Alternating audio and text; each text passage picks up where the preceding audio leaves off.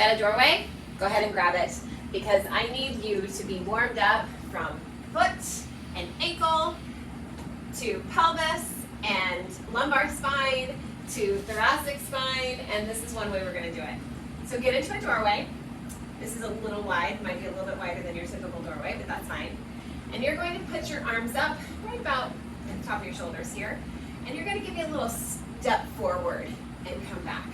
Step forward and come back. I tend to have to really tell myself to keep my back heel down. Step forward and come back. You feel a good stretch through here. All right, so we're moving front to back, sagittal plane.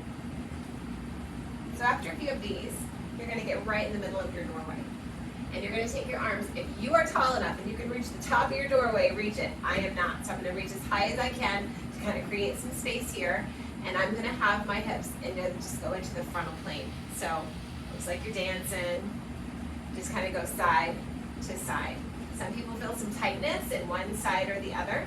I'm going to show you what to do if you feel that next. But before we get there, after you do side to side, which is frontal plane, we're going to go into transverse plane. So we're going to go into rotation. Forward, forward. Okay, so I'm going to take my left hip forward, my right hip forward. All right, so let's just say that you felt a little bit of pain on the right side of your lower back. We're going to go a little closer to the doorway on your right side. Creating stability, we're going to hold on. And you're going to take this right hip and you're going to tap the door frame. Okay, tap. If you're okay with doing that, step away just a little bit. Tap. Might be a little bit harder. What I want you to do is find your spot where you're like, I can tap it, but if I go too much farther away, I'm going to have to tell my pelvis is going to start to rock forward so I can hit it. You don't want it to do that. You want to stay in that frontal plane. Okay, so that's pretty much where I'm going to be, right there. Now if I want to add a little bit more of a stretch and really get my hips moving, I'm going to take that same side arm and I'm going to go over my head. Over my head. Okay, it's going to create a little bit of a stretch right there. If I can even reach that other side of that doorway and go over. So that just kind of moved this around a little bit, so now I can move a little more efficiently and I'm ready to go.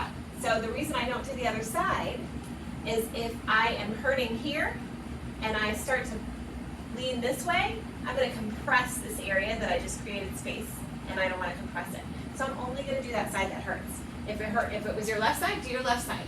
9 times out of 10, when I'm here, it's your right side. It's usually the right side. We drive with that right foot. We have that pelvis kind of tucked under a lot.